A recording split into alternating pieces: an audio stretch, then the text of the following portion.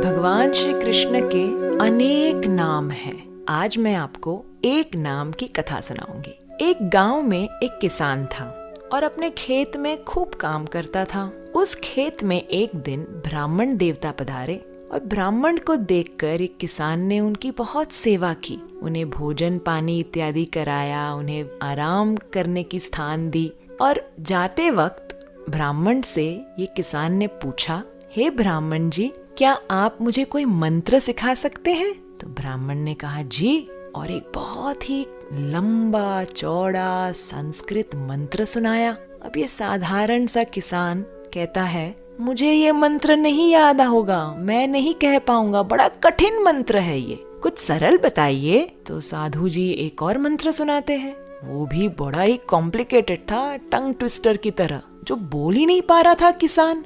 कहता है ये भी बड़ा कठिन है, मुझसे ये मंत्र नहीं बोला जाएगा, कुछ बहुत सिंपल बता दीजिए ना जो मैं कर पाऊं। तो साधु बहुत ही वेरी काइंडली ही गिव्स हिम, आप ये एक नाम भगवान श्री कृष्ण का रटते जाइए। क्या है वो नाम? कृष्ण चंद्र। तो किसान को कह रहा है, बोलो कृष्ण चंद्र, कृष्ण चंद्र। अब जैसे तैसे ये बेचारा किसान कोशिश कर रहा है और कह रहा है कृष्ण चंद्र, कृष्ण चंद्र, अलग अलग तरीके से कोशिश कर रहा है, बड़ी मुश्किल से कह पा रहा है एक शब्द जो भगवान श्री कृष्ण का एक नाम है। कृष्ण चंद्र, कृष्ण चंद्र, कृष्ण चंद्र, कृष्ण चंद्र, कृष्ण चंद्र बोले जा रहा है, बोले जा रहा है। दिन से दोपहर हो गया, सुबह से दोपहर वो यही नाम रटता जा रहा है। अब दोपहर में किसान की पत्नी भोजन लेकर आती है।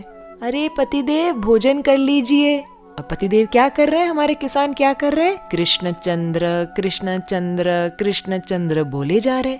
पत्नी कहती है ठंडा हो जाएगा भोजन, पहले आप भोजन कर लीजिए। पति कहते हैं मैं नहीं छोड़ सकता इस मंत्र को, यदि मैंने छोड़ दिया तो मैं भूल जाऊंगा।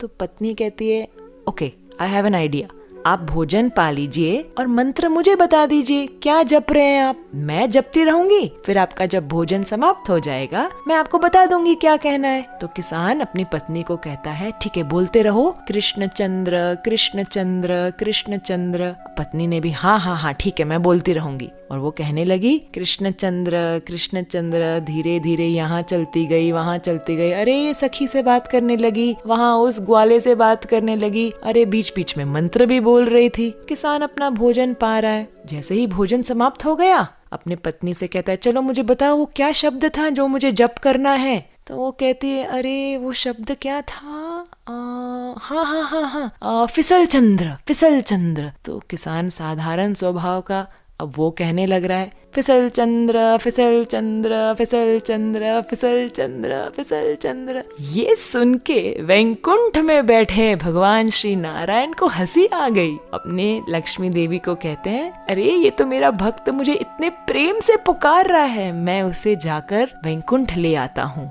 लक्ष्मी जी कहते हैं प्रभु रुकिए रुकिए, आपको सुनाई दे रहा है बराबर वो क्या कह रहा है? वो कह रहा है फिसल चंद्र, फिसल चंद्र। वो आपको नहीं पुकार रहा है, आपका नाम तो कृष्ण चंद्र, कृष्ण चंद्र है। तो भगवान लक्ष्मी जी से कहते हैं अरे ये भी मेरा एक नाम है, तुम्हें पता नहीं? लक्ष्मी जी कहते हैं नहीं। तो भगवान नारायण कहते हैं जब मैं गोकुल में था ना, छोटा सा कन्हैया कृष्णा, तब यशोदा मैया मुझे बहुत सुंदर तैयार करती थी, आभूषण पहनाती थी, सुंदर सुंदर नए वस्त्र पहनाती थी और मुझे भेजती थी ग्वालों के साथ, गैयों के साथ। और मैं दिन भर कभी गोबर में फिसल जाता, कभी यमुना के पानी में फिसल जाता, और फिर कभी तो मैं गोपियों के घर के माखन में ही फिसल जाता। दिन भर यहाँ वहाँ फिसल फिसल के जब मैं शाम को घर आता, यशोदा मैया मुझे कहती आओ मेरे फिसल चंद्र, आओ मेरे फिसल चंद्र, दिन भर कहाँ कहाँ से फिसलते हुए आ रहे हो,